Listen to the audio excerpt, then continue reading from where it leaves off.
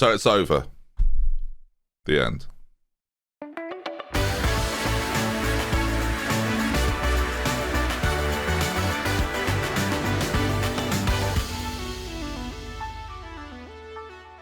Of the season, relax, everyone calm down, come on. Most of you knew this, and most of you are aware. The first thing I want to point out today, and it's going to seem obvious when I mention it, I'll just move me very slightly. Look how beautiful this sort of mountain-esque scene looks of my finances. If there's anything that's come out of this season, it's how beautiful that has. Oh yeah, the season's finished. Sorry, yeah. So the season is officially over. After last episode, everything was decided. And when I say everything was decided, I mean everything was decided. The playoff places were secure. The relegation places were done. So I played the final 2 games of the season, which you'll be stunned to find out, viewers. I won a football match on Football Manager. I beat Hemel Hempstead. It was one of our best performances of the season. It was a cabbage hat-trick with Martin York getting the other goal. I know, barely surprising. In terms of XG and possession, of course, Hemel Hempstead had the best of the game. But we scored. We won 4-2.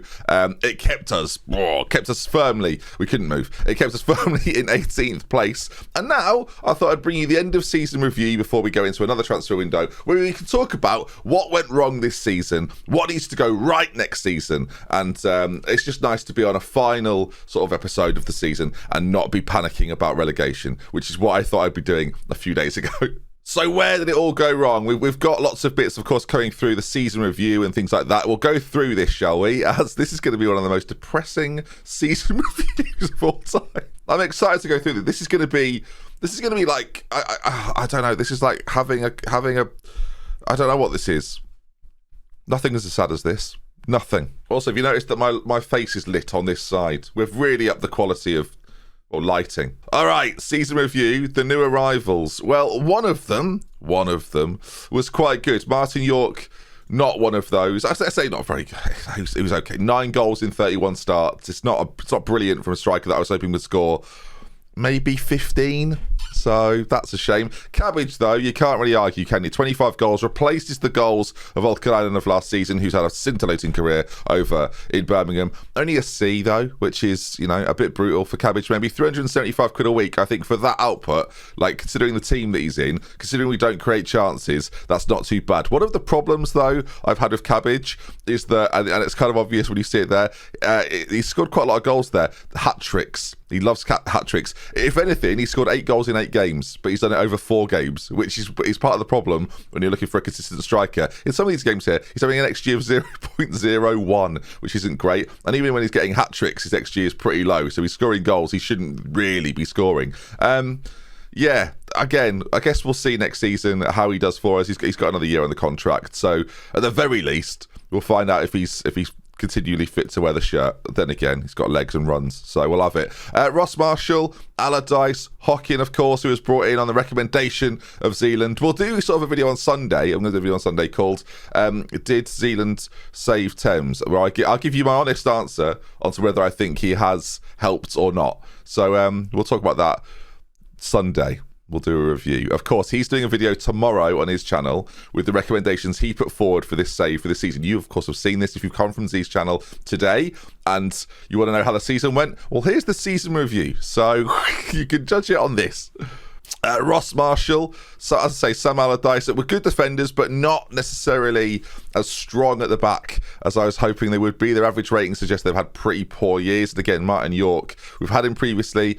He was pretty good for me.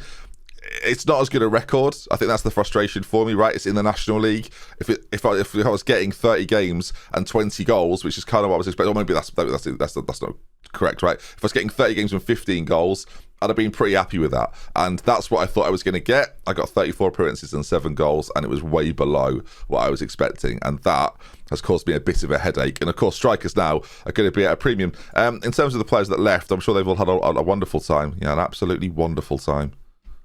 Just not being involved in this mess, I suspect. Our home average attendance of 23%. I can only assume that's going down, but I'd have to check. In terms of our competition results and our form overall, I like the fact we were given the league table and we're not on that. So we have to just, there's us other boys down there. The season started quite brightly. 1 defeat from our first 10 games. I thought as I think a few of us did, this could be a season of joy. And then that happened, and I realised this is not a season of joy. And then to conclude, it was not that bit there is not joyous. I love that when we've won there, we've scored 4 goals on both occasions. That baffles me even more, to be honest. With too many games we weren't even scoring in, which gave us very little chance to win based on my knowledge of football. Yeah, not great. FA Cup, that was one of the highlights of the season, right? We beat Crawley Green and lost to Crewe, so come on us. No disgrace, Luton to Christ, but they went on to win the competition, so we'll just check that out, shall we? Where did they progress through to in the FA Cup? They beat us, and then they were knocked out by Bolton. Oh, the indignity of it. It happens, I guess. So, going forward, moments to remember, as if this exists. The winning against Dagenham, it was a standout. The 4-1 win over Barrow, sensational. And goal of the season comes in a 3-1 defeat. It was Perkins that did it. I don't remember it. I think we're going to watch it. You're damn right. What was this goal? I genuinely can't remember. I'll tell you what, I hope this is good, because this is the moment that sums up our season. Perkins, hello. Oh, okay. It's a nice finish. It's a really nice goal, but the fact that's our goal of the season is, well, that says something, doesn't it? In terms of financials, our reputation, local reputation, not national, very local, which makes buying players almost impossible. No new sponsorship deals. The sponsorship was up though last season, so that's good, isn't it? Up by a few thousand. Broadcast revenue down by 20k, which is one of those. And commercial and retail revenue down by 5k as well. In terms of shirt sales, 204 shirts sold. I think that's more actually. It's cabbage. People got cabbage on the back of their shirts. You'd have to see that. Ocon, York. I think that's just we only have those 2 players there because we've got those names. They've got those letters available, and they share a few letters in their names. How you lined up? Wow, this was a tactical. A season of tactical stuff. That's what they've gone with to end the season. Harrison playing behind Cabbage. It's so clear to me that we are so we're so rubbish.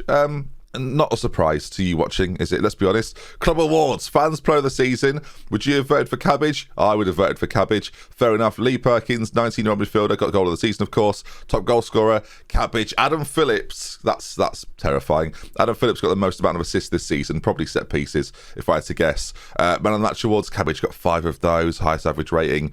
And Phillips is completing around 39 passes a match. So not that many, actually. Callum Ball scored and then left us and became a scout.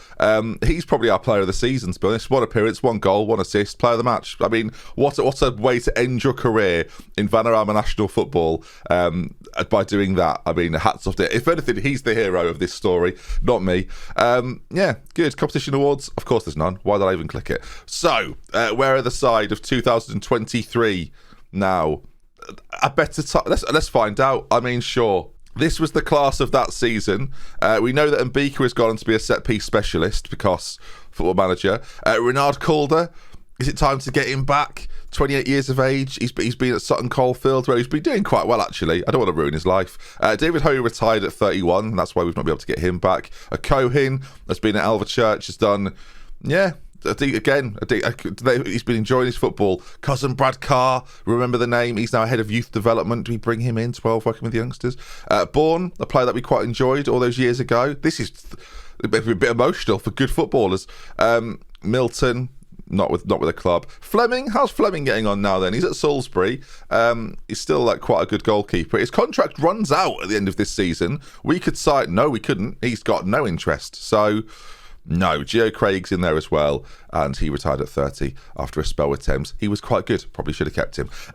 So there we are then. In terms of our defensive efficiency this season, this gives you a good idea. We are busy, but impenetrable, which sums me up. That does, viewers. Sums me up. It's better than being in sort of the leaky section. I guess we're hard to score against, but we don't really score goals. We're passively clinical, which I think is a good way. We upload these videos in a passively clinical kind of way, so that works on a few levels, if you ask me.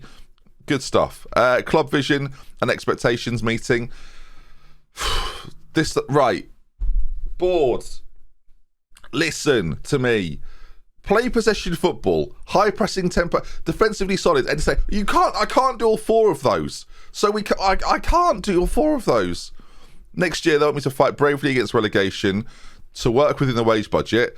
Oh, we're about to find out our budgets, aren't we? Oh, no, I don't even want to know. All right, let me negotiate this club vision. There's some of these I can't do. They're putting in play entertaining football. I'd rather, defensively solid football. We can't do that. That's not happening. And possession football, we're not doing that. I'll play Gegenpress. What do you think? All right, fine. Then that's what we'll do. We'll play Gegenpress next season, and we'll just go to school. We're just going to try and score goals. I think now would be a good time to tell what we plan for next season. I can't look him in the eye. Hi everyone, it's me, the boss. Good to see you. Listen, we're going into next season, and I think we're in a good position to avoid relegation. Phillips has chirped up. I think we have no chance of beating the drop. Do you know what I like about this? There's just an overwhelming sense of positivity, which is great. All right, I'll back down, boys. They've been emboldened. I'm pleased about that. This team is much more achievable to me. What, relegation? That's not an achievement. That is not an achievement. My team, collectively, I've got to get rid of all of them. Collectively have gone, yeah, we can get relegated. Sure, what do you mean? That's exactly the reaction. And I'm going to have to say now, to keep the spirits high, oh, that's exactly what I want you to say. Honestly, the club's a mess. What are we doing here? Great. I mean, great. This is just great. Never have team talks like that. I mean, look at the morale. Why is he so happy? There's an end of season break then. I'd love to find out the budgets. I think that's what we do today. I can see the transfer window opens in a few days. Oh, here we go. We avoid a tax it because we don't make money. So, of course, we avoid a tax it. Hang on, does that mean we didn't make money this year? That's worrying. Okay. New scouting budget. What's that going to be this year? 32,000. That's definitely the minimum because we get that every year. And then the initial budget's 5.9. Was that what we had last year in terms of wage? Please be more than that. Please be more than that. It's lower than that. It's 5.25. Okay, so we're now spending. Okay, what am I supposed to do with that? 5.2.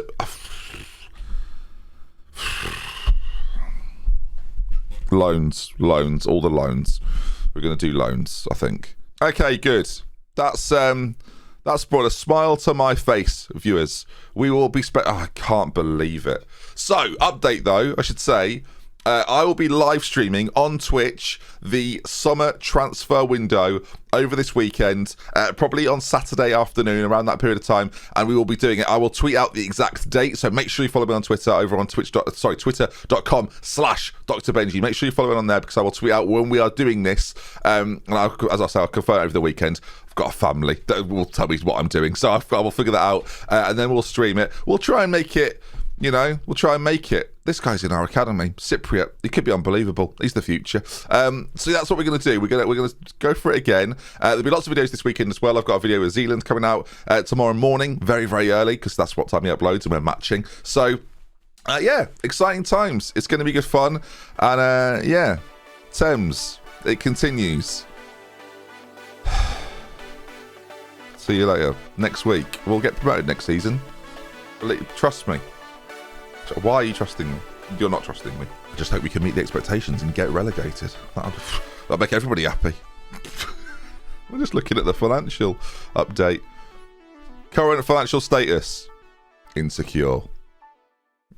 Yeah.